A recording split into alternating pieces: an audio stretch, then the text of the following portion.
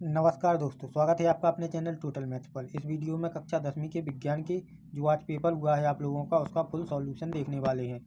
दोस्तों, जैसा कि आप लोग देख रहे हैं कि पेपर किस प्रकार का पूछा गया है, इस पेपर के सभी प्रश्नों के उत्तर इस वीडियो में देखने वाले हैं। यह वीडियो इसलिए इम्पोर्टेंट है आप लोगों के लिए क्योंकि आप लोग कौन सा प्रश्न सही करके आए हैं और आपको क्या बता दिया गया है उसका उत्तर, तो इससे आप लोगों को बहुत सी कन्फ्यूजन पैदा होने वाली है। तो चलिए स्टार्ट करते हैं और देखते हैं प्रश्न क्रमांक 1। प्रश्न क्रमांक 1 में पूछा गया था आप लोगों से, अमीबा में किस विधि के द्वारा जनन होता है। तो इसका सही उत्तर जो था वह है ऑप्शन नंबर सा, द्विखंडन विधि द्वारा जनन होता है। दूसरा प्रश्न है, समतल दर्पण की फोकस दूरी होती है। तो इसका उत्तर दोस्तों आप लोगों को करना था ऑप्शन नंबर डी, अनंत होती है। तीसरा प्रश्न दोस्तों पूछा गया है, प्रतिरोध का मात्रक होता है। तो प्रतिरोध का मात्रक ऑप्शन नंबर सा, ओम होता है। अगला प्रश्न है दोस्तों, चौथा प्रश्न है, विद्युत ऊर्जा को यांत्रिक ऊर्जा में बदलने वाली युक्ति है। तो विद्युत ऊर्जा को यांत्रिक ऊर्जा में, मतलब जो चीज़ लाइट से चलती है और मशीन में प्रयोग होती है, तो उसे मोटर कहते हैं। तो इसका उत्तर था ऑप्शन नंबर सा। पांचवा प्रश्न है, एक परितंत्र में मानव है। तो एक परितंत्र में मानव सर्वाहारी होता है। मनुष्य सब खाता है, मांस खाता है और सब्जी, फल, फूल इत्यादि सब खाता है, इसलिए मनुष्य सर्वाहारी है। छठवां प्रश्न है, कैल्शियम ऑक्साइड की जल के साथ अभिक्रिया किस प्रकार की अभिक्रिया है। तो दोस्तों यह अभिक्रिया है ऊष्मा शोषी अभिक्रिया। इसका उत्तर हो जाएगा ऑप्शन नंबर आ। अगला प्रश्न है दोस्तों, प्रश्न क्रमांक 7वां है, धातुओं द्वारा कौन सा गुण प्रदर्शित नहीं किया जाता।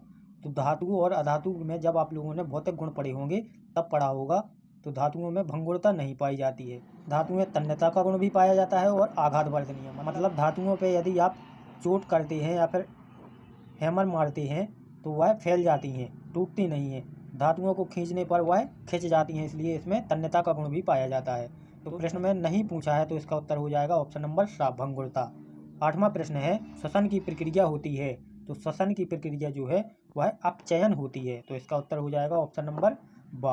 आगे बढ़ते हैं दोस्तों और देखते हैं अगला प्रश्न। अगले प्रश्न में दोस्तों पूछे गए हैं, रिक्त स्थान भरिए।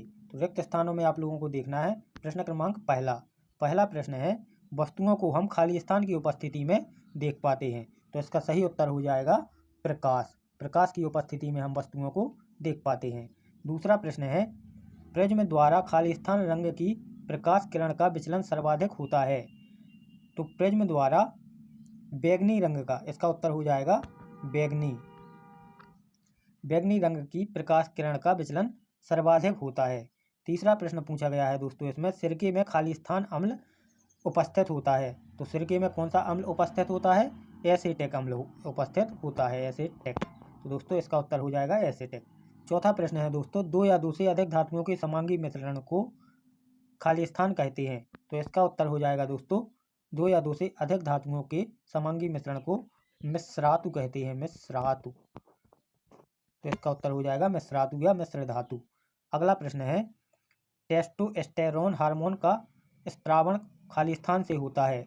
तो इसका स्त्रावण होता है अंडकोश से। तो दोस्तों इसका उत्तर है अंडकोश। अगला प्रश्न है, यदि एक पुष्प के परागकण दूसरे पुष्प पर स्थानांतरित होते हैं तो यह प्रक्रिया खाली स्थान कहलाती है। तो इसमें आप लोगों को भरना था पर परागण, पर परागण। और यदि एक पुष्प के परागकण उसी पुष्प पर गिरते हैं तो उसे स्वपरागण कहते हैं, और दूसरे पुष्प पर गिरते हैं तो उसे पर परागण कहते हैं। दोस्तों अगला प्रश्न है, नर संतान के लिए उत्तरदायी गुणसूत्र हैं। तो नर संतान के लिए उत्तरदायी गुणसूत्र एक्स और वाई दोनों होते हैं। तो इसमें भर देना था आप लोगों को एक्स वाई।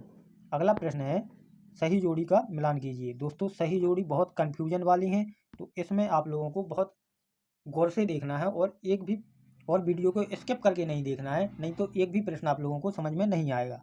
तो दोस्तों पहला है इसमें मेंडल। तो मेंडल को मिलाना था हम लोगों को आनुवांशिकी के नियम। तो इसका उत्तर हो जाता ऑप्शन नंबर सी। दूसरा है सरल रेखीय पथ। तो दोस्तों इसको हम लोगों को मिलाना था सरल रेखीय पथ को प्रकाश किरण से। और तीसरा है विभवांतर। तो विभवांतर का जो मात्रक होता है वह होता है वोल्ट। तो इसको ऑप्शन नंबर जी से मिलाना था। चौथा है प्रबल अम्ल। तो प्रबल अम्ल जो होता है वह होता है HCl। तो इसको ऑप्शन नंबर एच से मिलाना था। अगला है धातु, तो धातुएं विद्युत की सुचालक होती हैं, तो इसको ऑप्शन नंबर बी से मिलाना था। और छठवां है जाइलम, तो जाइलम जल का परिवहन करता है, तो इसको मिलाना था ऑप्शन नंबर डी से। और सातवां है मास्टर ग्रंथि, तो मास्टर ग्रंथि पीयूष ग्रंथि होती है, इसको मिलाना था ऑप्शन नंबर ई से। और अंतिम है मादा हार्मोन, तो मादा हार्मोन को मिलाना था एस्ट्रोजन से, जो ऑप्शन नंबर ए में दिया हुआ है। तो दोस्तों उम्मीद करते हैं कि यह आप लोगों को अच्छे तरीके से समझ में आ गई होंगी। यदि आपने इस प्रकार से सही जोड़ियों को मिलाया है तो आप 8 में 8 नंबर प्राप्त करने के हकदार हैं और 8 नंबर आप पक्के करके आ चुके हैं। आगे बढ़िएगा दोस्तों और देखते हैं अगला प्रश्न। अगले प्रश्न में पूछे गए हैं एक शब्द या वाक्य में उत्तर। तो दोस्तों इसमें पहला प्रश्न जो आप लोगों से पूछा गया है, क्या कारण है कि खतरे के संकेत या सिग्नल का प्रकाश लाल रंग का होता है। तो दोस्तों इसमें आप लोगों को लिखना था सर्वाधिक तरंगदैर्घ्य या कम प्रकीर्णन। यह दो कारण है जिससे लाल रंग का प्रकाश सिग्नल या खतरे के संकेत में यूज किया जाता है, क्योंकि यह दूर से ही दिखाई पड़ जाता है। अगला है दूसरा प्रश्न है एक अश्वशक्ति में कितने वाट होते हैं। तो दोस्तों वाट पूछा है, तो इसमें आप लोगों को लिखना था 746 वाट, तो इसका उत्तर था 746 वाट। तीसरा प्रश्न पूछा गया है विद्युत परिपथों में लघुपतन तथा अतिभारण के कारण होने वाली हानि से सुरक्षा की सबसे महत्वपूर्ण युक्ति है। तो इसका उत्तर था दोस्तों फ्यूज तार, फ्यूज तार।